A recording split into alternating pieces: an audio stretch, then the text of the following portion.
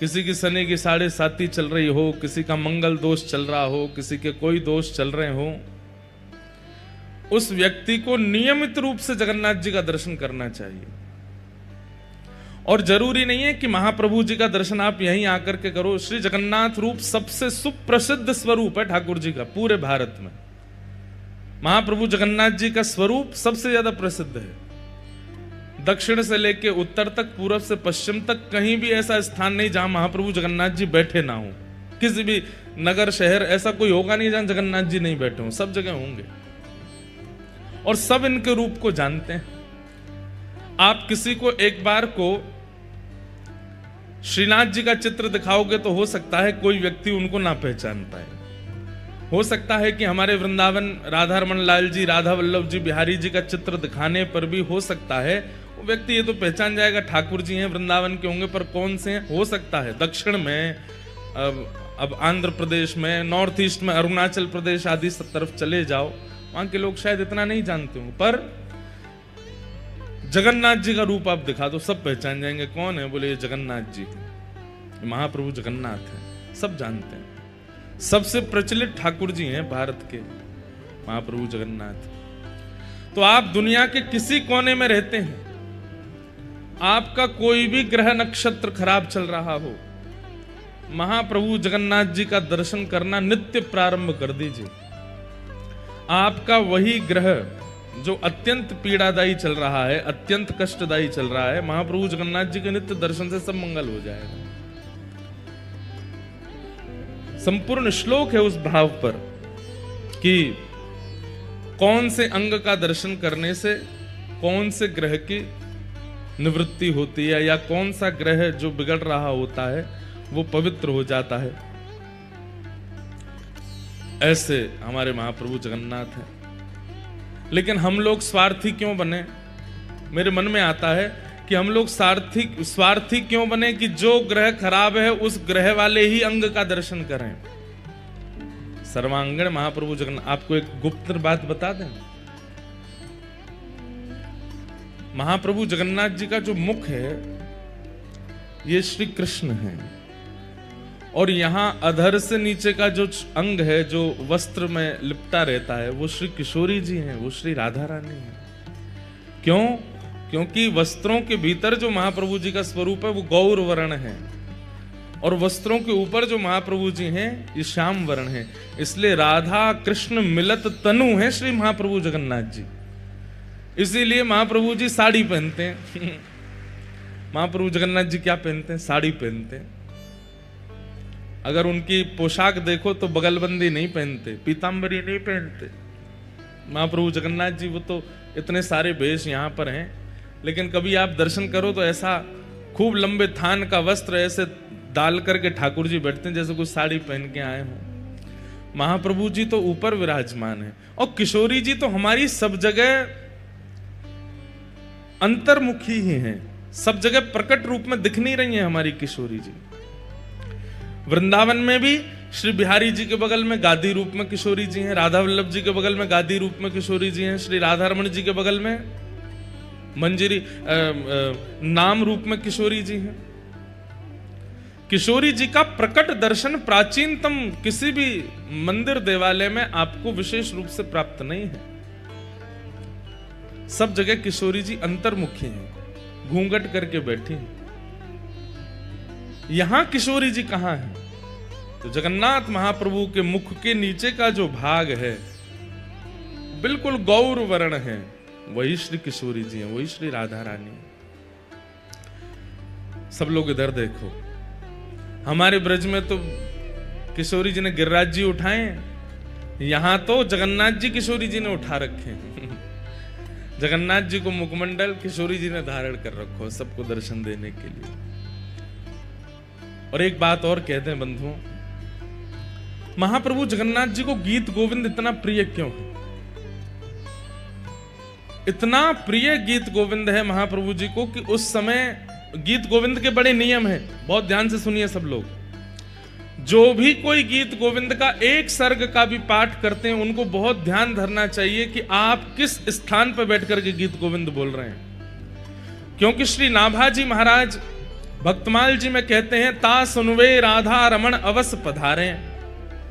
गीत गोविंद सुनने के लिए ठाकुर जी अवश्य आते हैं। और महाप्रभु जगन्नाथ जी की तो प्रसिद्धि है कि गीत गोविंद कहीं गाया जाता है, किसी भी रूप में सही, महाप्रभु जी वहां आ जाते हैं। तो व्यक्ति को विचार करना चाहिए कि वह गीत गोविंद का पाठ स्थान, समय, परिस्थिति सब देख करके कहे कि अगर मैं यहां गीत गोविंद का पाठ करूंगा तो कहीं जगन्नाथ जी को आने में कष्ट तो नहीं होगा। अब आप गाड़ी चला रहे हैं और गाड़ी चल रही है आपकी 100 की स्पीड पे और आप गीत गोविंद गा रहे हो,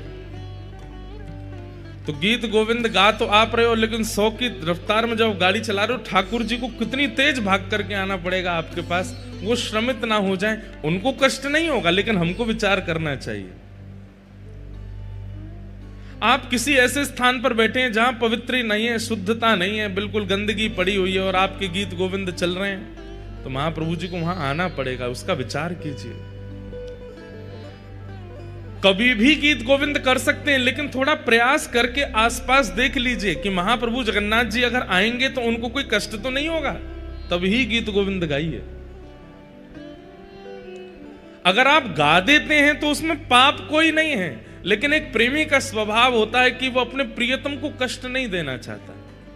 महाप्रभु जगन्नाथ जी को कहीं कष्ट ना हो जाए, इसलिए चलते फिरते, उठते बैठते, खाते पीते, हंसते सोते जागते समय करने में कोई अपराध नहीं, पर करना नहीं चाहिए, क्योंकि महाप्रभु जी को फिर श्रमित होना पड़ता है। इसलिए हमने नियम बताया कि गीत गोविंद जब भी करो, पास में एक आसन लगाओ, शुद्ध आसन जिस पर कोई विराजा ना हो, उस शुद्ध आसन पर सुंदर इत्र लगाओ, इत्र लगा करके महाप्रभु जगन्नाथ जी का आवाहन करो, उसके बाद गाओ। देख लीजिए, गाड़ी खड़ी हो, सुंदर छाया हो, बहुत टीक दोपहरी पड़ रही हो, चिलचिलाती धूप निकल रही हो, महाराज पैर बाहर धरे नहीं जा रहे हैं, खुद तो 16 टेम्परेचर पे एसी चला के बैठे हो, और उस समय गीत गोविंद गाने लगे, महाप्रभु जी को दौड़ के आना पड़ेगा। उनको धूप में वो विचार नहीं करेंगे कि धूप है, ताप है, आंधी तूफान बारिश क्या है, वो तो आ ही जाएंगे। इसलिए इन सब भावों का विचार करते हुए ही गीत गोविंद का पाठ करना चाहिए। महाप्रभु जी को गीत गोविंद क्यों प्रिय है? क्योंकि संपूर्ण गीत गोविंद महाकाव्य में जयदेव महाप्रभु ने किशोरी जी के चित्त में जो प्रेम है ठाकुर जी के लिए वही गाया है। किशोरी जी के चित्त में जो प्रेम है, किशोरी जी जिस लीला का चिंतन करती रहती हैं सदैव, कि जब कालिया नाग के फण पर ठाकुर जी नृत्य कर रहे हैं, उस समय जन का रंजन हो रहा है, सब लोगों को सुख मिल रहा है।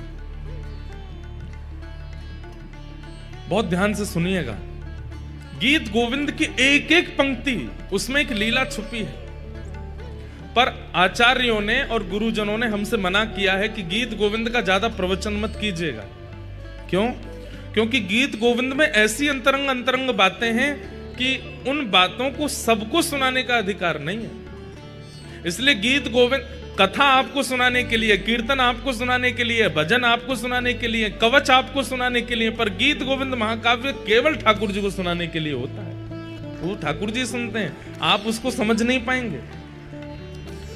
अब गीत गोविंद में क्या कहते हैं?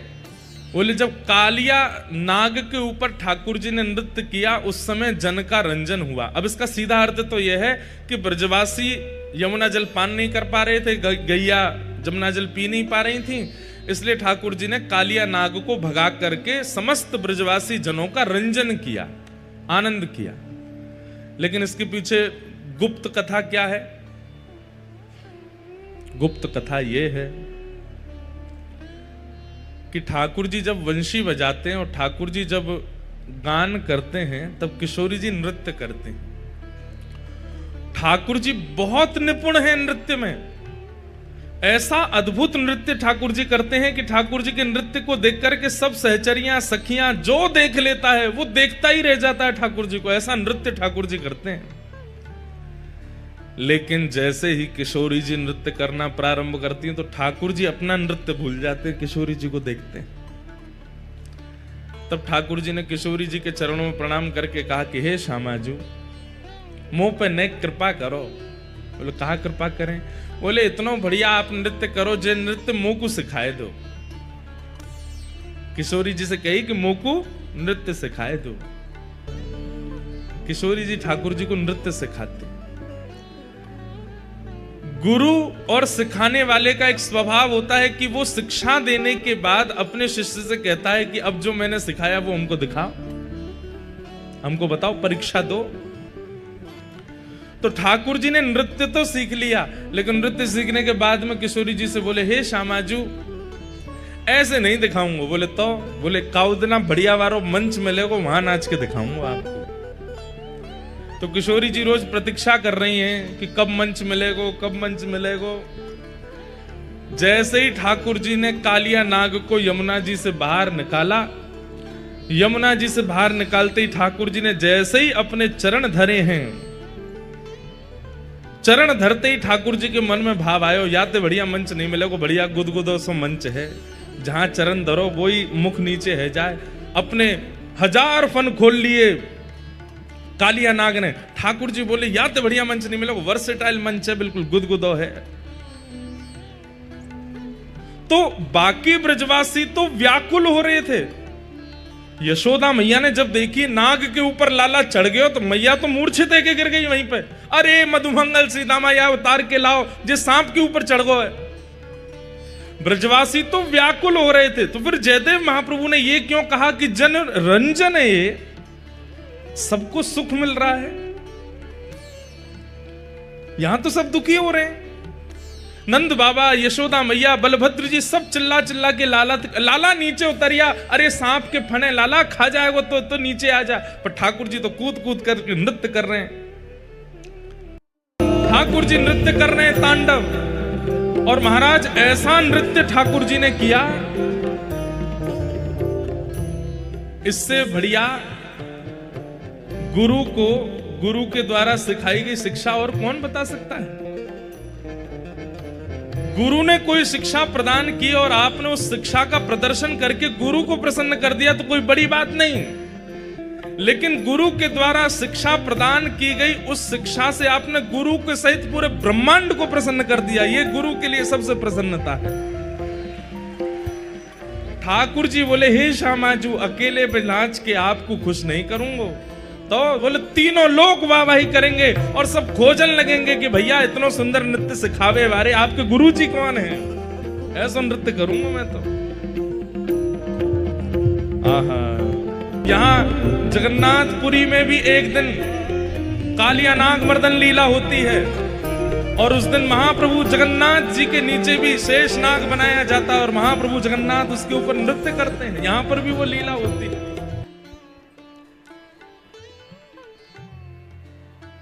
कालिया विषधर गंजन जन रंजन यदुकुल नलिन दिनेश जय जय देव है। तो ठाकुर जी कालिया नाग के ऊपर नृत्य कर रहे हैं। उस समय किसका जनरंजन हो रहा है? किशोरी जी का रंजन हो रहा है। और किशोरी जी पीछे खड़ी खड़ी मंद मंद मुस्कुरा रही हैं। आहा, ठाकुर जी ज्यों ज्यों चरण धरते हैं ब्रजवासियों के तो प्राण हलक में आ जाते हैं। ऐसी बड़ी जीव निकार है कालिया नाग। लेकिन किशोरी जी तो ताल दे रही हैं, जैसे कोई गुरु दूर खड़े होकर के ताल देता है, ऐसे किशोरी जी ताल दे रही हैं और ठाकुर जी नृत्य कर रहे हैं। भगवान की इन अंतरंग लीलाओं को, इन रसमयी लीलाओं को प्रकट किया है श्री जयदेव महाप्रभु ने गीत गोविंद महाकाव्य में। इसलिए ठाकुर जी अभी जब हम ये पूरा प्रसंग गा रहे हैं, जैसे ही मैंने कहा कालिया विषधर गंजन, विश्वास मान लीजिएगा मंदिर में चाहे षोडशोपचार चल रहे हो लेकिन जगन्नाथ जी दौड़ के पंडाल में आ गए हैं। तुरंत ठाकुर जी आ जाते हैं, अरे कोई गीत गोविंद सुना रहे है। इसीलिए हमने विस्तार से पूरा पद गा दिया कि महाप्रभु जी इतनी दूर से आए तो थोड़ी देर सुन के तो जाएं। और जब आप लोग तो बैठे चुपचाप हमको देख रहे थे, पर हमको लग रहा था सामने कालिया नाग प्रकट हो गया और महाप्रभु जगन्नाथ जी उस पर नृत्य कर रहे हैं, भाव से नाच रहे हैं। वैसे तो हमारे वृंदावन चंद लाला बड़े छोटे और हल्के होंगे, कालिया नाग पे इतना जोर नहीं पड़ा होगा। लेकिन अगर जगन्नाथ महाप्रभु कालिया नाग के ऊपर चढ़ गए होते नृत्य वित्य तो खत्म, अब मैं ही मर जाता हूँ। ऐसे भारी भरकम दाल भात खा खा के ऐसे तगड़े है गए ठाकुर जी। इसलिए ठाकुर जी को गीत गोविंद बहुत प्रिय है। ये महाकाव्य ठाकुर जी को अति प्रिय है।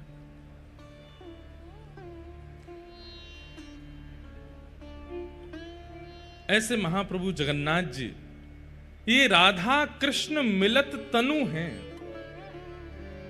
आपको पता है महाप्रभु जगन्नाथ जी ऐसी माला नहीं पहनते। ऐसी माला मतलब जिन मालाओं में गांठ लगी हो, जो ऐसे गोल हो, पूरी जोड़ हो, एक ही हो, ऐसी माला महाप्रभु जगन्नाथ जी नहीं पहनते। कैसी पहनते हैं?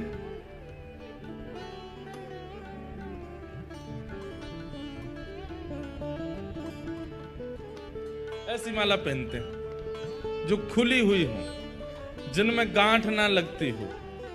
उसके पीछे 2-3 कारण हैं। पहला कारण, महाप्रभु जगन्नाथ जी कहते हैं भैया मैं कोई के बंधन में ना हूं, मुंह बांधो मत, मैं कोई के बंधन में ना हूं।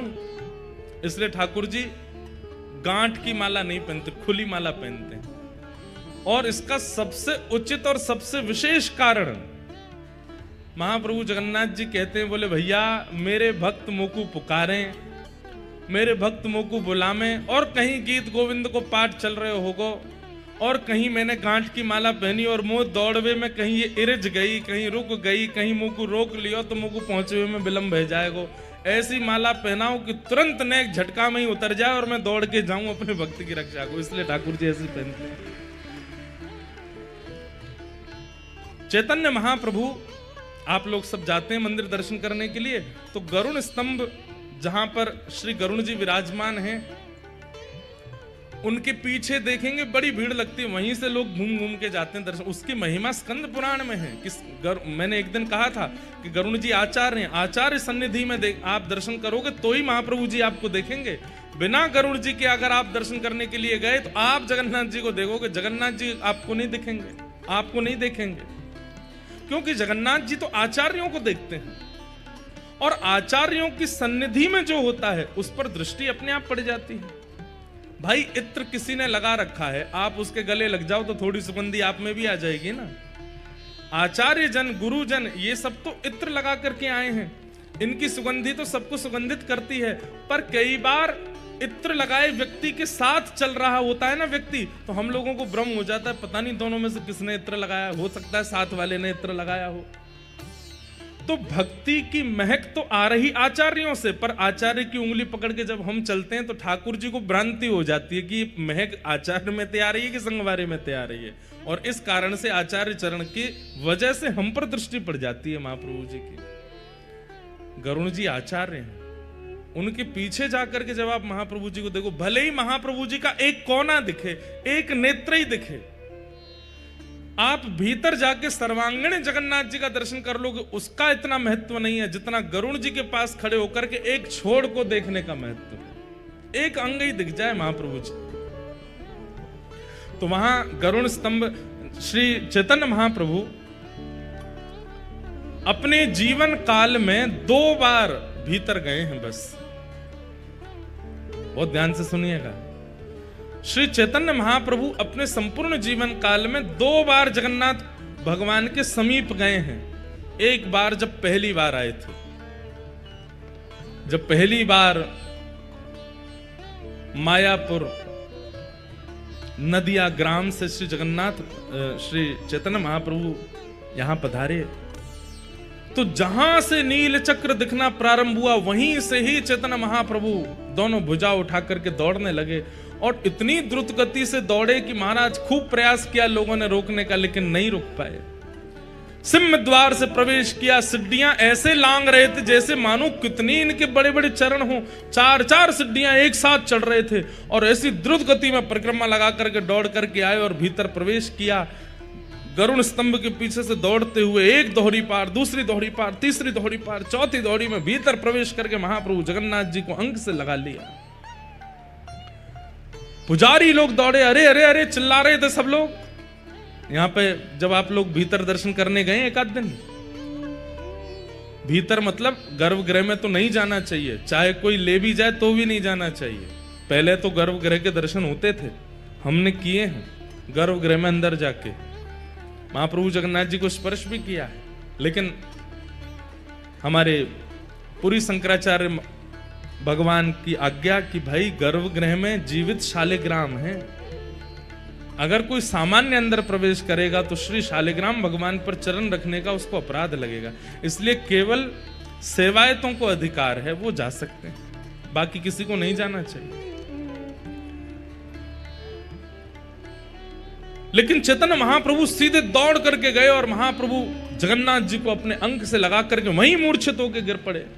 तो जब आप लोग भीतर जाते हैं तब देखा होगा यहाँ के जो सेवायत कर्मी होते हैं वो कैसे चिल्लाते हैं, ए, जोर से चिल्लाएंगे, हाथ में लिए जोर जोर से मारेंगे डंडाओं को, उनको लगेगा कि हम ही पिटने वाले हैं एक देर में। ऐसे चैतन्य महाप्रभु जब भीतर चले गए तो सब चिल्लाए, अरे अरे कौन आया कौन आया कौन आया।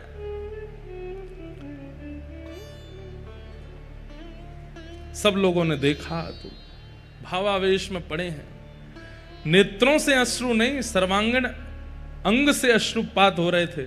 सब लोग उनको उठाने लगे, तभी वहां पर सार्वभौम भट्टाचार्य जी खड़े थे। उन्होंने कहा रुको रुको रुको, स्पर्श मत करो, देख नहीं रहे हो प्रेम के अष्ट लक्षण इनके अंग में से प्रकट हो रहे हैं, शरीर कांप रहा है, आंखों से अश्रुपात हो रहे हैं, इनकी आत्मा इनमें है पर इनका ध्यान यहां नहीं है, इनके नेत्र ऊपर की ओर चढ़ गए हैं, ये प्रेम की अवस्था में पहुंच गए, आप इनको कैसे उठा सकते हैं। तब महाप्रभु भीतर गए।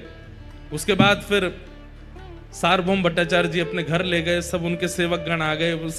उसके बाद महाप्रभु जी ने सदा गरुण स्तंभ के पीछे से ही दर्शन किया। आज भी वहां 3 उंगली दीवार पर बनी हुई है महाप्रभु जी की।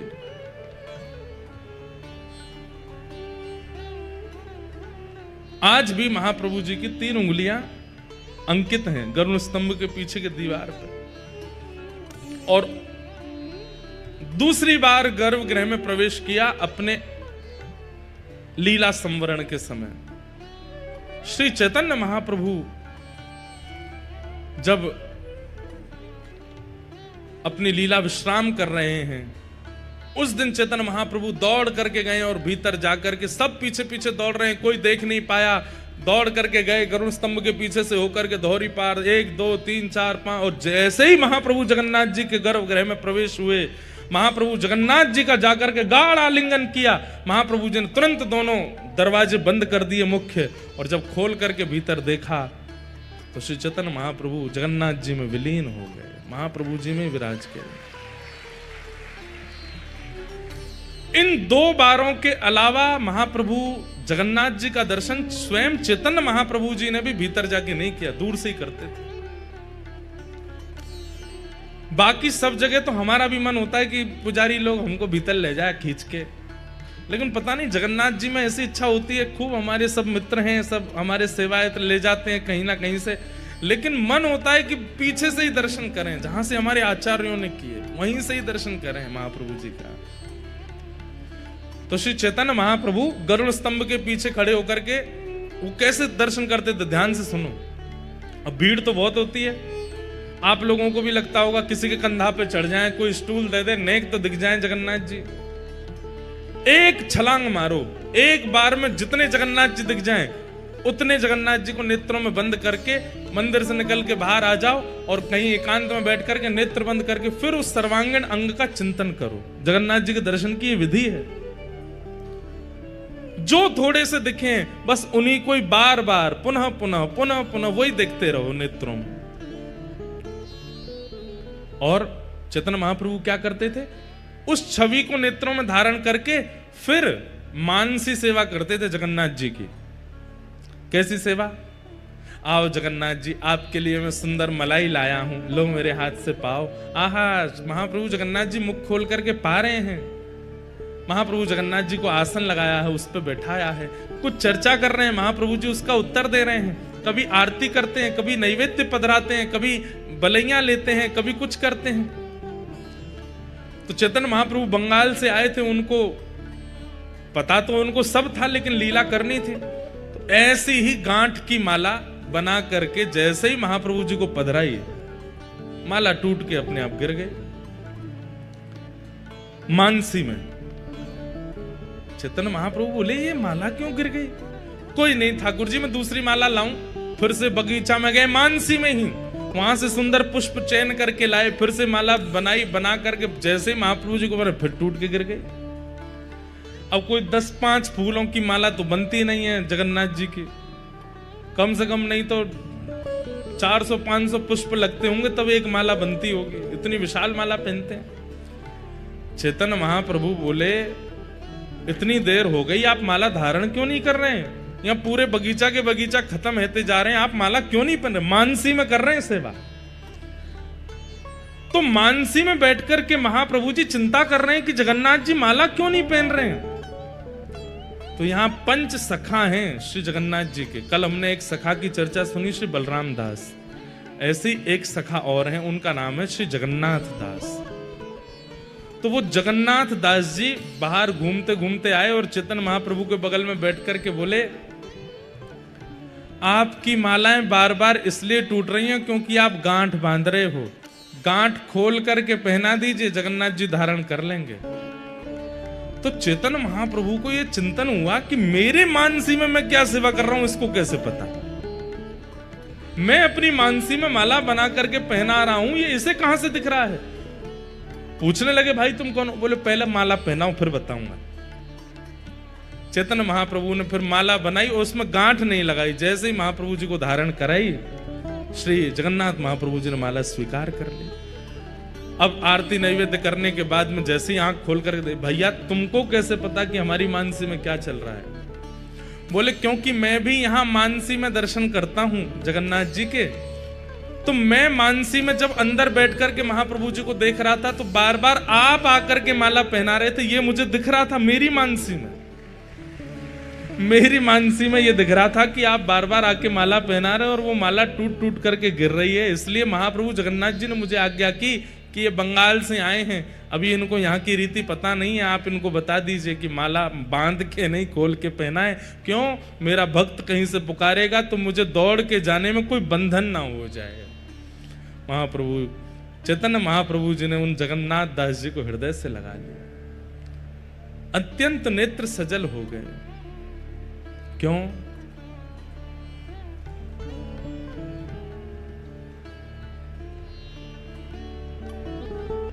जो हरि को प्रिय है वो हमें अतिशय प्रिय हो जाए तो हरि के भी हम प्रिय हो जाते हैं। समझ में आई बात?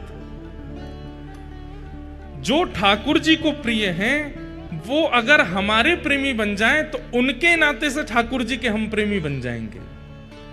चैतन्य महाप्रभु ने उनको हृदय से लगा लिया। बोले जय हो जगन्नाथ दास जी, आप तो इतने अत्यंत प्रिय हैं श्री जगन्नाथ जी के, आपको सब पता है उनकी मानसी में क्या सेवा होती है, क्या होता है। आप मेरे हृदय में झांक करके देख लेते हैं, मैं आपको प्रणाम करता हूं। तो महाप्रभु जगन्नाथ जी ने महाप्रभु चैतन्य महाप्रभु ने सदैव जगन्नाथ महाप्रभु का दर्शन गरुड़ स्तंभ के पीछे से ही किया, वहीं से दर्शन करना चाहिए। लेकिन जो शास्त्रों में आज्ञा है कि महाप्रभु जी का दर्शन करने से कौन कौन से ग्रह नक्षत्र ठीक होते हैं, ध्यान से सुनो। भास्करो दक्षिण नेत्रम वाम नेत्रम बधूपमन मंगल नासिका क्षेत्रम बुद्ध अधर मेव च बृहस्पति तिलकम च स्वर्णमंडितम शुक्र चतुष्कृण पुत्र शनि सर्वांग विस्तार राहु किरीट रूपम च मकराकृत रेव च कस्तुष्व भुजंगाकारं कुंडली नागरूपक एवं च नव समाहार ग्रह रूपी जनार्दनम। दाएं आंख में सूर्य का निवास है। श्री जगन्नाथ महाप्रभु की दायना नेत्र जब आप देखते हैं तो आप साक्षात सूर्य का दर्शन कर रहे हैं। बाएं नेत्र में चंद्रमा का निवास है। ये दोनों सूर्य चंद्र हैं। जगन्नाथ महाप्रभु की जो नासिका है ये मंगल ग्रह है। जिनको मंगल दोष हो वो खूब सर्वांगीण अंग का दर्शन करो, परंतु बार बार महाप्रभु जी की नाक ही देखते रहो, आपका मंगल ग्रह पवित्र हो जाएगा। और अधर बुध ग्रह है। ये मुखमंडल अधर जो है ये बुध हैं। इनका दर्शन करने से बुध पवित्र होते हैं। महाप्रभु जगन्नाथ जी का तिलक जो है ये गुरु बृहस्पति ग्रह हैं। ये बृहस्पति हैं। तिलक का दर्शन करने से बृहस्पति ग्रह मंगलकारी हो जाते हैं। महाप्रभु जगन्नाथ जी के मुख के जो चारों कोने हैं, दो इधर और दो इधर, ये कोने जो हैं, मुख के चारों कोण जो हैं वो शुक्र ग्रह हैं। उनका दर्शन करने से शुक्र ग्रह पवित्र हो जाता है। महाप्रभु जगन्नाथ जी का जो संपूर्ण काला वर्ण है, जो कृष्ण कांति दिखती है नेत्रों के बीच में और यहां मुखमंडल के ऊपर, ये काली कांति जो है ये शनि ग्रह है। जिनको शनि की 7.5 चलती हो वो महाप्रभु जगन्नाथ जी के उस काले वर्ण का ही दर्शन करते रहे। महाप्रभु जगन्नाथ जी का जो स्वर्ण किरीट मस्तक पर लगाया जाता है, यहां पर